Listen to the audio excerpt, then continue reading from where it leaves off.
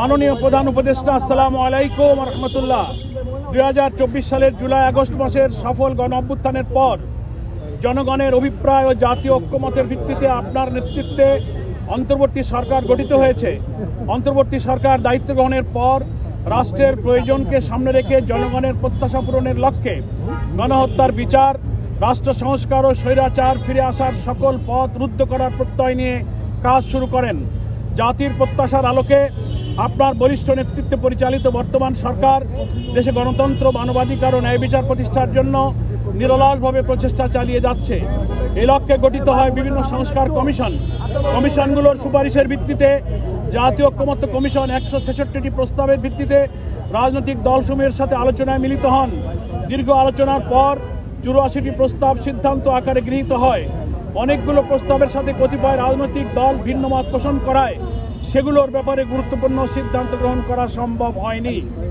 আপনার নেতৃত্বে গঠিত ঐক্যমত্য কমিশন দীর্ঘ প্রচেষ্টার পর প্রায় 31টি রাজনৈতিক দলের সহযোগিতায় জুলাই ঘোষণাপত্র জাতির সামনে পেশ করেছে।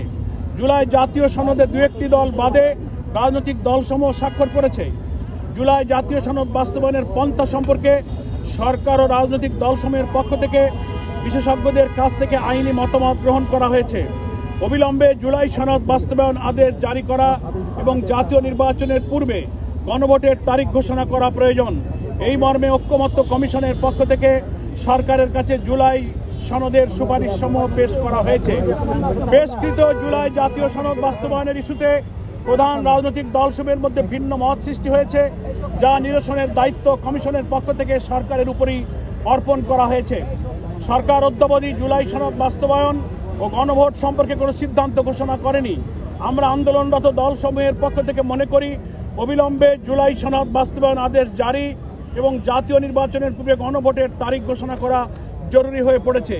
ইতিপূর্বে আমরা আগামী ফেব্রুয়ারিতে একটি অবাধ, সুষ্ঠু ও গ্রহণযোগ্য নির্বাচন অনুষ্ঠানের লক্ষ্যে 5 দফা গণদাবিতে নিয়মতান্ত্রিকভাবে আন্দোলনের কর্মসূচি পালন করেছি।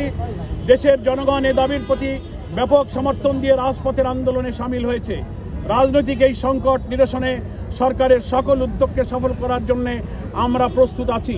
এমত অবস্থায় জুলাই সনদের আইনি ভিত্তি প্রদানের লক্ষ্যে জুলাই সনদ বাস্তবায়ন আদেশ জারি করে আগামী ফেব্রুয়ারিতে জাতীয় নির্বাচনের পূর্বে গণভোটের তারিখ ঘোষণা করার জন্য আমরা আপনার প্রতি আহ্বান জানাচ্ছি। আল্লাহ তাআলা আপনাকে সুস্বাস্থ্য, দীর্ঘায়ু ও দৃঢ় নেতৃত্ব দানের ক্ষমতা প্রদান করুন, এই দোয়া করি।